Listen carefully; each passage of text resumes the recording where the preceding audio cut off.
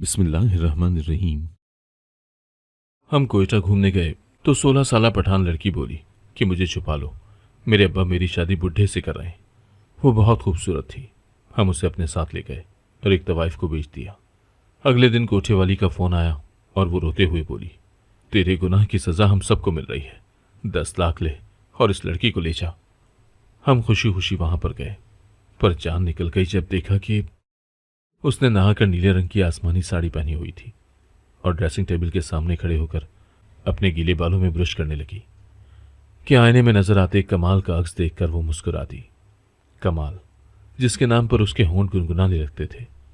ऊंचा लंबा तरास कद, घने बाल, सुर्खो सफेद चेहरे पर हल्की हल्की दाढ़ी मूंछ और सबसे बढ़कर उसकी नीली आंखें जब बेनियाजी से उठकर दूसरी तरफ देखने लगती तो देखने वालों के दिलों पर छुरियां चल जाती। यूनिवर्सिटी का वो लड़का जिससे बात करने के लिए सिर्फ लड़कियां ही नहीं लड़के भी मरते थे। वो जितना हसीन था अपनी ड्रेसिंग के मामले में उतना ही लापरवाह। आम सी पैंट शर्ट जिसकी आस्तीनों को फोल्ड किए रखता, उसकी शर्ट के सामने के बटन खुले रहते थे जिससे उसका चौड़ा सीना देखने वालों की तवज्जो का मरकज बन जाता।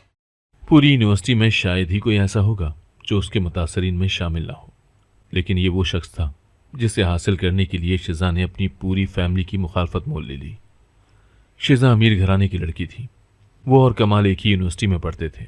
कमाल का ताल्लुक अलबत्ता एक मिडिल क्लास से था, लेकिन उसके ताल्लुकात हाई फाई सोसाइटी से ताल्लुक रखने वाले लड़के लड़कियों के साथ थे और उन्हीं में एक शिजा भी थी जिसके साथ बात करते करते अचानक उन दोनों के मामलात पसंदीदगी की हद तक पहुंच गए। वहीं कमाल को इस बात का एहसास हुआ कि लोहा गर्म है। कमाल ने उससे मोहब्बत का इजहार करने में देर न की। शिजा तो जैसे इंतजार में ही थी। उसे खुशी से कई रातों तक नींद भी ना आई। उसे यकीन ही नहीं आ रहा था कि जिसके पीछे पूरी यूनिवर्सिटी की आंखें लगी हुई हैं वो उसे मंजूर नजर बनाते हुए शादी की ऑफर करेगा।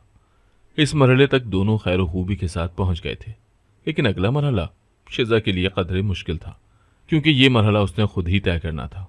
और वो मरहला ये था कि कमाल के हवाले से वालिदैन को बताना और फिर उन्हें राजी करना, क्योंकि ये बात शिजा बहुत अच्छे से जानती थी कि उसके वालिदैन कभी भी कमाल के रिश्ते को कबूल नहीं करेंगे, क्योंकि कमाल के और उनके स्टेटस में जमीनों आसमान का फर्क था जिसे चाहकर भी कमाल दूर नहीं कर सकता था, और न ही उनके स्टेटस में कमाल की कोई जगह बन पाती।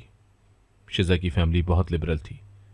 उन्होंने शिजा को इस बात की इजाजत दे रखी थी कि वो अपनी पसंद से जहां चाहे शादी कर सकती है, क्योंकि उनके यहाँ इस बात की कोई कदगन नहीं थी और न ही शिजा के वालिदैन के जहन में ये बात थी कि वो अपने खानदानी स्टेटस से हटकर कोई फैसला करेगी। लेकिन जब शिजा के वालिदैन को शिजा की पसंदीदगी का इल्म हुआ तो उन्होंने कमाल के फैमिली बैकग्राउंड के बारे में शिजा से सवाल किया। शिजा ने उस वक्त गोलमोल जवाब दे दिया। वो जानती थी कि अगर वो यहाँ पर इस बात का जवाब देगी तो रिश्ता होना तो दूर की बात, रिश्ता यहीं पर ख़त्म हो जाना था और उसके वालिदैन उसकी कोई भी बात मजीद सुनना गवारा नहीं करेंगे। ऐसे में शिजा की वालदा ने कमाल की फैमिली को अपने यहाँ डिनर पर मदऊ करने की तजवीज़ दी, जिस पर शिजा सोच में पड़ गई, क्योंकि कमाल ने कभी उसे अपनी फैमिली के बारे में बहुत गहराई में जाकर कुछ नहीं बताया था। लेकिन शिजा ने वालिदैन की बात मानते हुए कमाल से अपनी फैमिली की तजवीज़ का जिक्र किया, जिसे सुनकर कमाल भी पहुंच कर रह गया, क्योंकि उसके वहम गुमान में भी नहीं था कि उसके वालिदैन इतनी जल्दी उसकी फैमिली से मिलने पर राजी हो जाएंगे। इसीलिए उसने शिजा को एतमाद में लेते हुए अपनी फैमिली बैकग्राउंड के बारे में किसी हद तक सच सच बता दिया कि वो एक मिडिल क्लास फैमिली से ताल्लुक़ रखता था और वो किसी बहुत ऊंची सोसाइटी में रिहाइश नहीं रखता, बल्कि उसकी रिहाइश एक आम से मोहल्ले में है जो अंदरूने रावलपिंडी में वाक़ है। ये सब सुनकर शिजा परेशान सी हो गई, क्योंकि वो ये बात अच्छे से जानती थी कि उसके वालिदैन ये सब सुनते ही शौक में चले जाएंगे और उसे किसी सूरत भी उसके साथ शादी की इजाज़त नहीं देंगे। शिजा को गहरी सोच में देखकर कमाल घबरा गया। वो किसी सूरत भी उसे छोड़ने का तसव्वुर नहीं कर सकता था, लिहाजा उसने एक तजवीज़ उसके सामने रखी, जिससे सुनकर शिजा परेशान हो गई और काफ़ी देर तक उसके मुंह से कोई बात ही न निकली। तो कमाल फौरन बोला, फिर तुम ही बताओ, इसके अलावा कोई ऑप्शन है? और फिर वो गौर से शिजा को देखने लगा तो उसने नफ़ी में सर हिला दिया। अगर तुम्हारे वालिदैन ना माने तो हम कोर्ट मैरिज कर लेंगे। बाद में जब तुम उन्हें बताओगी तो वो लाजमन हमारे रिश्ते को कबूल करेंगे। देखो, तुम बहुत ही इंतहा पर जाकर सोच रहे हो सकता है कि मेरी वालिदैन तुम्हें देखने के बाद इनकार न करें। शिजा ने एक इम्कान के तहत कहा तो कमाल ने सर हिलाते हुए इनकार कर दिया। नहीं शिजा, मैं इंतहा पर जाकर नहीं सोच रहा। मैं बिल्कुल सही निशानदेही कर रहा हूं, और मैं ये बात बहुत अच्छे से जानता हूं कि तुम्हारे वालिदैन मुझ जैसे मिडिल क्लास लड़के को अपना दामाद किसी सूरत भी नहीं बनाएंगे। उन्होंने तुम्हारे लिए कोई बहुत ही ऊंचे ख्वाब देख रखे होंगे। ऐसे में भला वो मुझ जैसे लड़के का अपनी बेटी के लिए इंतखाब करेंगे ही क्यों, जिसके पास ना तो बंगला है और ना ही गाड़ी। कमाल के लहजे में दर्द था, जिसे महसूस करते हुए शिजा ने एकदम कमाल का हाथ पकड़ लिया और कहा, मैं ऐसा नहीं सोचती कमाल कि तुम्हारे पास कोई गाड़ी बंगला हो। मेरे लिए तुम्हारी मोहब्बत ही काफी है। शिजा, मैं तुम्हारे बारे में नहीं कह रहा, बल्कि तुम्हारे वालिदैन के बारे में बता रहा हूं कि उन्हें तो आखिर दामाद पैसे वाला ही भाएगा ना। तुम्हारी मोहब्बत पर तो मुझे कोई भी शक नहीं, बल्कि मुझे यकीन है कि मेरे जैसे भी हालात होंगे तुम मेरा साथ कभी भी नहीं छोड़ोगी। इसीलिए तुम्हें इस सिचुएशन में ये समझाने की कोशिश कर रहा हूं, क्योंकि मैं बहुत अच्छे से जानता हूं कि वो हमारा रिश्ता कभी भी कबूल नहीं करेंगे। तो ऐसे में फिर हमारे पास और क्या ऑप्शन रह जाता है जिसे अपनाते हुए हम कोर्ट मैरिज से बच सकें। वो तो ठीक है कमाल, लेकिन मैं अपने वालिदैन की इकलौती बेटी हूं, उनकी तमाम जायदाद की इकलौती वारिस। मेरे यूं चुप कर शादी करना उनके लिए किसी धचके से कम ना होगा। देखो शिजा, मेरी बात कान खोल कर सुन लो। तुम्हारे सामने मैंने दो तरह के रास्ते रख दिए हैं। अब तुमने फैसला करना है कि तुमने इनमें से किस रास्ते को चुनना है, क्योंकि मैं तुम्हारे साथ इस मामले में किसी किस्म की कोई ज़बरदस्ती नहीं करना चाहता, और ना ही मैं तुम्हें ज़बरदस्ती तुम्हारे वालिदैन से अलग करना चाहता हूँ। अगर तुम्हें अपने वालिदैन के साथ ही रहना है तो फिर हमारा मिलना नामुमकिन सा है, और इसकी वजह भी तुम्हारे वालिदैन ही है। और अगर मेरे साथ ज़िंदगी गुजारने का फैसला करना चाहती हो तो ये याद रखो कि ये इतना आसान फैसला नहीं है, और ना ही तुम्हारे वालिदैन हंसी खुशी हमारी शादी होने देंगे। लिहाजा मेरे साथ देने के लिए तुम्हें कोर्ट मैरिज करना ही पड़ेगा। इसके अलावा हमारे मिलने की और कोई सूरत नहीं, और हराम का रास्ता मैं तुम्हारे साथ रखना ही नहीं चाहता। अब सोच लो, इस मामले का इख्तियार अब तुम्हारे हाथ में है। हाँ, अगर अपने वालिदैन को राजी करवा सकती हो तो इससे अच्छी बात और क्या हो सकती है।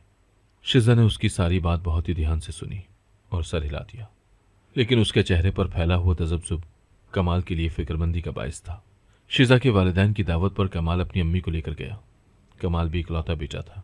ये जानकर शिजा की वालदा को बहुत खुशी हुई, और हैरत की बात यह थी कि उन्होंने अपनी खुशी छुपाने की कोशिश भी नहीं की, जिस पर कमाल की वालदा को बहुत बुरा लगा।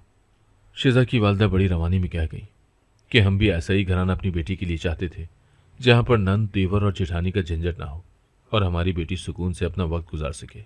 शिजा की वालदा की ये बात सुनकर कमाल की वालदा बहुत बेमजा सी हुई, और उन्होंने इंतहाई सख्त नज़रों से कमाल की तरफ देखा, जो नजरें चुराकर दूसरी तरफ देखने लगा था। इस सारी गुफ्तगू में जो सबसे ज्यादा चुप था वो शिजा के वालिद थे। वो बड़ी खामोशी से कमाल की वालदा को और कभी कमाल को देखते, लेकिन वो एक लफ्ज भी ना बोले। खानसामे ने खाना लगाने की इत्तला दी तो वो सब उठकर ड्राइंग रूम में चले आए। डाइनिंग टेबल पर अनवा अक़साम की डिशेज मौजूद थी, जिनकी खुशबू से पूरा ड्राइंग रूम महक रहा था। माशाअल्लाह, शिजा खाना बना लेती है क्या? कमाल की वालदा ने इतनी सारी डिशेस को देखकर अचानक कहा, तो शिजा की वालदा और वालिद एक दूसरे को मानीखेज नजरों से देखने लगे।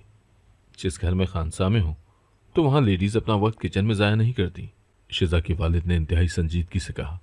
तो कमाल की वालदा हैरत से उनकी तरफ देखने लगी। यकायक शिजा की वालदा भी अपने खावंद की तायद में फौरन बोल पड़ी, अरे नहीं बहन जी, मेरी शिजा क्यों खपने लगी किचन में? ये सारी डिशेस हमारे खानसामे ने बनाई है। वैसे भी हम बेटियों के काम करने के हक में नहीं है, और ये तो हमारी इकलौती बेटी है, भला हम इससे क्यों काम करवाएंगे? लेकिन हम तो अपने घर में खुद ही सारा काम करते हैं। शायद शिजा ने आपको हमारे बारे में बताया नहीं, कमाल की वालिदा ने नरमी से कहा। वो सारा मामला भांप गई थी। दरअसल हमने शिजा से इसीलिए पूछा था, लेकिन उसने कमाल के बारे में कोई खास मालूमात फराहम नहीं की, तो हमने सोचा कि क्यों ना खाने की दावत पर मिल बैठकर तबादला ख्याल कर लें। आपको भी हमारी फैमिली के बारे में पता चल जाएगा, और हम भी जान लेंगे कि हमारी बेटी ब्याह कर किन लोगों में जा रही है। ये तो बहुत अच्छी बात हुई भाई साहब, और वैसे भी लड़के के बारे में मुकम्मल तहकीक करना आपका हक बनता है। मुझे खुशी हुई आपकी इस बात पर, लेकिन मैं इंतहाई साफगोई से आपसे अर्ज करना चाहूंगी कि हम शायद आपकी इकलौती बेटी के लिए आइडियल ससुराल नहीं है। मैं बहुत जवानी में बेवा हो गई थी। कमाल के अब्बा रोड एक्सीडेंट में फौत हो गए, तो मैंने मेहनत मजदूरी करके कमाल को पाला। मेरा बेटा ही मेरी कुल जायदाद है। इसके अलावा मेरी कोई ख़ास ज़मीनें या बैंक बैलेंस नहीं है। हम मुतवसत तबके के लोग हैं जो रावलपिंडी के आम से मोहल्ले के एक आम से घर में रहते हैं। अलबत्ता घर हमारा ज़ाती है और डबल स्टोरी है। ग्राउंड फ्लोर पर मैं और मेरा बेटा कमाल रहता है, और ऊपर वाला पोर्शन मैंने किराए पर दिया हुआ है, जिससे थोड़ा बहुत किराया आ जाता है, तो हम माँ बेटा अपना गुजारा कर लेते हैं। यह है हमारी सच्चाई। अच्छा है कि रिश्ता होने से पहले आपको इन तमाम बातों का पता होना चाहिए। कमाल की वालदा ने इंतहाई मतानत के साथ और ठहरे हुए लहजे में अपनी सारी हकीकत शिजा के वालिदैन के सामने रख दी, तो शिजा की वालदा का मारे हैरत के मुंह खुले का खुला रह गया था, जबकि उसके वालिद खाना छोड़कर कमाल की तरफ देखने लगे। कमाल की वालदा उन दोनों के चेहरों पर दर्ज नापसंदीदगी देखकर बोली, इनकार करने से पहले भाई साहब, मैं आपसे एक और बात का भी जिक्र करती चलूं।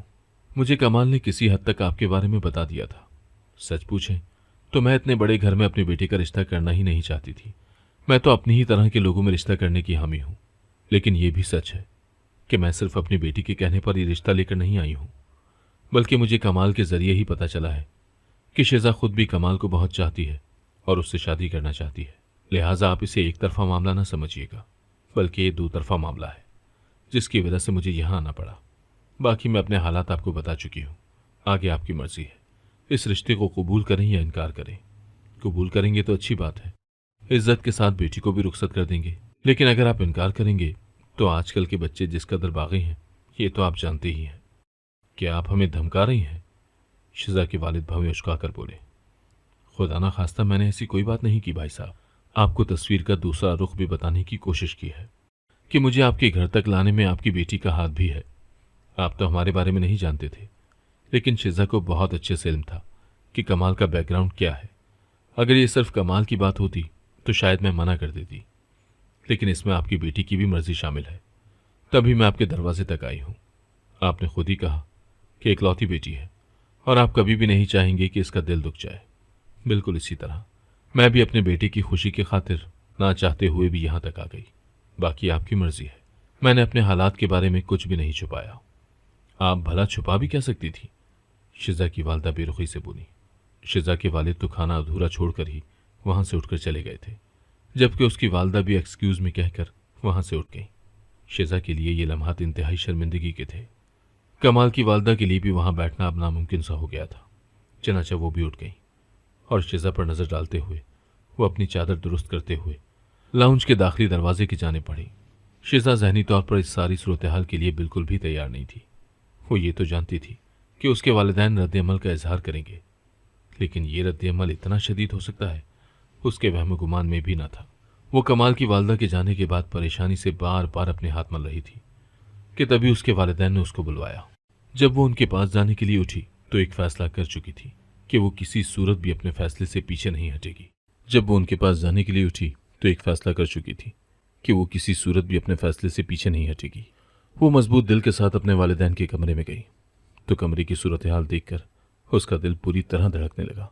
उसके वालिद कमरे में टहल रहे थे, जबकि वालदा सर पकड़कर बैठी हुई थी। वो कमरे में दाखिल हुई तो उसके वालिद उस पर बरसने लगे। शिजा, तुमने हमें बहुत मायूस किया है। तुम्हारी पसंद ऐसी निकलेगी ये हमने तसव्वुर भी नहीं किया था। सारी बातें एक तरफ छोड़ दो। क्या तुम हमारे घर में काम करने वाले मुलाजमीन की तनख्वाह जानती हो? वो तुम्हारे इस टटपूंजी से कई गुना ज्यादा तनख्वाह लेते हैं। और वो कमाल साहब उर्फ टटपूंजिया, उससे पूछो उसका तालीम के बाद क्या लाएमल है। यकीनन उसके पास ऐसा कोई मंसूबा नहीं होगा जो उसे चंद सालों में ही सही लेकिन अपने पैरों पर खड़ा कर दे। ऐसे लड़के अमीर घराने की लड़की फंसाकर अपनी आने वाली जिंदगी में अय्याशियां करते हैं, और फिर हमारी लड़कियां भी तो कितनी बेवकूफ होती हैं जो उन्हें ऐसे ख्वाब दिखाने के लिए खुद को थाली में रखकर पेश करती हैं। शिजा के वालिद सर्द आवाज में बोलते चले गए और उसकी वालदा अफसोस भरे अंदाज में शिजा को मुसलसल तके जा रही थी। फिर वो बोली, शिजा, हमने तुम पर कभी पाबंदी नहीं लगाई, बल्कि तुम्हें हर तरह की आज़ादी दी। तुम्हें यहां तक कहा कि तुम शादी अपनी मर्जी से करना, लेकिन बच्चे, ये क्या कर दिया तुमने? तुमने ऐसे शख्स का इंतखाब किया जिसका घर हमारे बंगले में मौजूद सर्वेंट क्वार्टर से भी छोटा है। मामा, आपको जब आपस से मोहब्बत हुई थी तो क्या मोहब्बत करने से पहले आपने ये देखा था कि वो कितने एकड़ के बंगले में रहते हैं? मैंने उससे मोहब्बत की है, कोई सौदेबाजी नहीं की है, ना ही उसने मुझे जबरदस्ती मोहब्बत के ख्वाब दिखाए हैं। हाँ, ये सच है कि उसने कभी अपने घर के हालात के बारे में नहीं बताया, और इसकी वजह भी यही है कि मैंने कभी उससे इस बारे में पूछा ही नहीं, क्योंकि उसकी कुर्बत में कभी मुझे इन बातों के पूछने का ख्याल भी नहीं रहा। जब मैंने जिंदगी गुजारनी है तो इस बात का फैसला भी मुझे ही करने दिया जाए कि मैं बंगले में रहना चाहती हूँ या उस शख्स के साथ उसके छोटे से घर में। और अगर आप लोग राजी ना हुए तो मजबूरन मुझे उसके साथ कोर्ट मैरिज ही करनी पड़ेगी, क्योंकि आपने मेरे लिए कोई चारा भी तो नहीं छोड़ा। ये पट्टी क्या तुम्हें उसने पढ़ाई है? उसकी वालदा चीख कर बोली। नहीं मामा, मैं कोई दूध पीती बच्ची नहीं हूं। आपने क्या मुझे अभी तक बच्चा समझ कर रखा है? मेरे पास भी एक अदद दिमाग है, शऊर है। मैं भी अपने अच्छे बुरे का फैसला खुद कर सकती हूँ। खुदा के लिए मुझे बच्चा समझकर मेरे मनपसंद खिलौने लाना छोड़ दें। ये मेरी जिंदगी का फैसला है, बराए मेहरबानी इसे मुझे करने दें। और फिर शिजा रोते हुए कमरे से बाहर चली गई। शिजा के वालिदैन बहुत समझदार थे और सोसाइटी में उनकी बहुत इज्जत थी।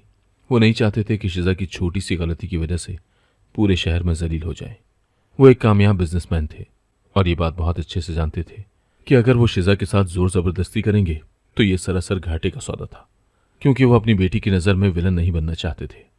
लिहाजा उन्होंने खामोशी से शिजा की शादी कमाल के साथ कर दी और उसे रुखसत कर दिया। कमाल को पाकर शिजा हवा में उड़ने लगी। उसे वो छोटा सा घर भी किसी महल से कम नहीं लगता था। रुखसती के वक्त एक तगड़ी रकम उसके वालिद ने शिजा को थमा दी और यही वजह थी कि कमाल के घर आने के बाद भी उसे किसी भी चीज की कमी का एहसास नहीं हुआ। उसके वालिद ने उसके ससुराल में छोटी मोटी तब्दीलियां कर दी, जिससे उसकी जिंदगी आसान हो गई। उसके कमरे में एसी लगवा दिया। शुरू में 1 महीना खाना उनके घर से जाता रहा, लेकिन फिर उसकी वालदा ने हाथ खींच लिया तो शिजा आए दिन बाहर होटलिंग करने लगी, क्योंकि उनके घर में तो दाल साग बनता था, जो जाहिर है शिजा के हलक से उतरने से तो रहा। वो सारा सारा दिन सोई रहती और कमाल न जाने बाहर क्या करता था। उसने कभी शिजा को नहीं बताया और न ही कभी शिजा ने उससे पूछा। वो सुबह जाता और शाम को आता। रात को डिनर वो दोनों बाहर करते। कमाल की वालदा इस सूरत हाल से बहुत परेशान थी। वो बेटी की खुशी की वजह से बोल नहीं सकती थी, लेकिन अंदर ही अंदर कुड़ती रहती। शिजा अक्सर नाइट सूट पहनकर दिन को बाहर आ जाती तो कई बार मोहल्ले से आई हुई खवातीन उसे इस हुलिये में देखकर तमस्खुराना अंदाज में कमाल की वालदा की तरफ देखती तो वो शर्मिंदा सी हो जाती। घर के कामकाज में भी शिजा हाथ नहीं बटाती थी। सारा सारा दिन उसके कमरे में एसी चलता रहता, कभी टीवी की आवाज और कभी फुल वॉल्यूम में म्यूजिक, जिससे कमाल की वालदा बेहद तंग थी। उन्होंने कई बार कमाल से इस हवाले से बात की, लेकिन वो चुप रहा। जब एसी का बिल लाखों में आया तो कमाल की वालदा के हाथों के तोते उड़ गए।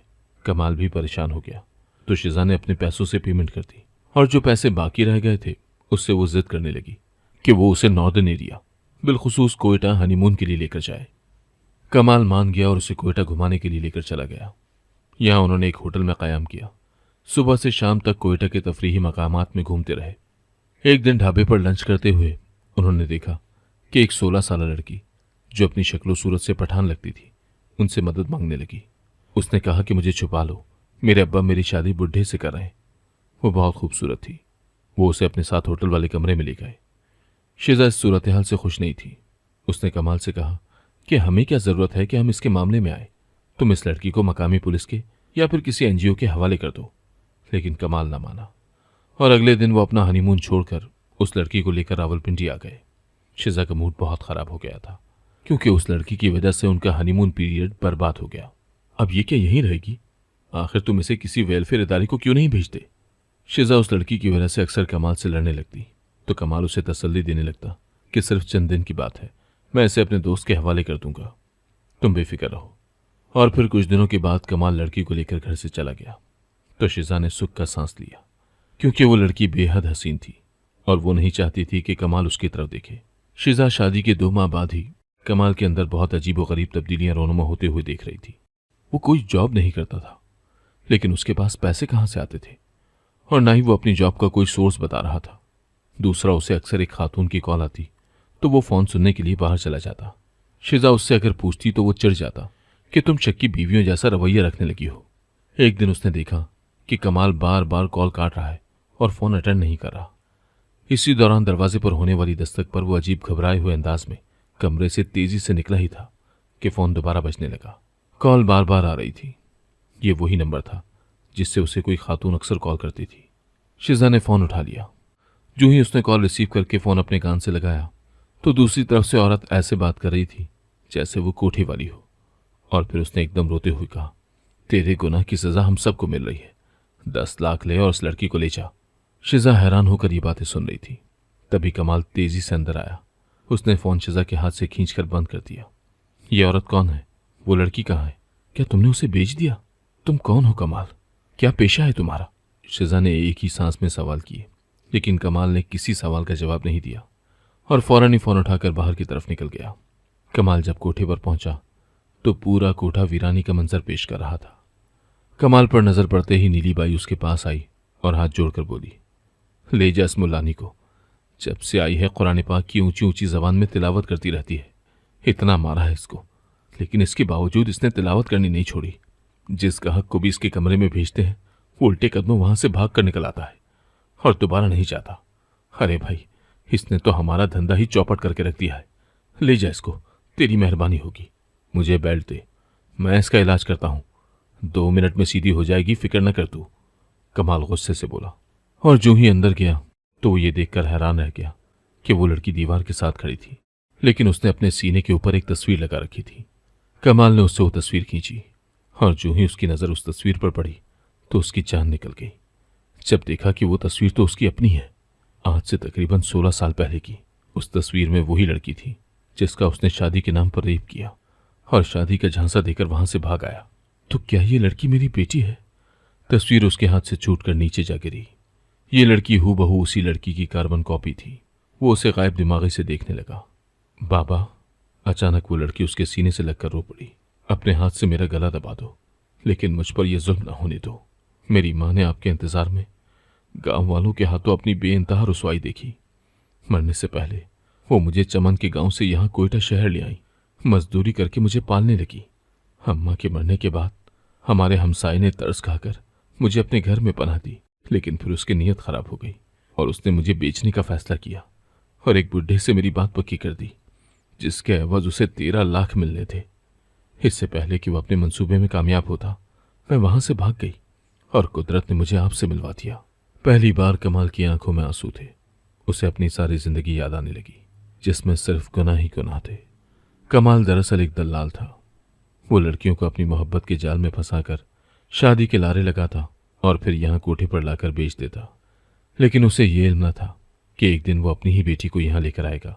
वो अपने आप पर लानत भेजने लगा और फिर उस बच्ची के सर पर हाथ रखा और उसे बाइज्जत तरीके से बाहर लेकर आया। नीली बाई कमाल का यही रूप देखकर सजदा रह गई। वो कुछ कहने ही वाली थी कि कमाल ने हाथ उठाकर उसे चुप करा दिया और उसे लेकर बाहर आ गया।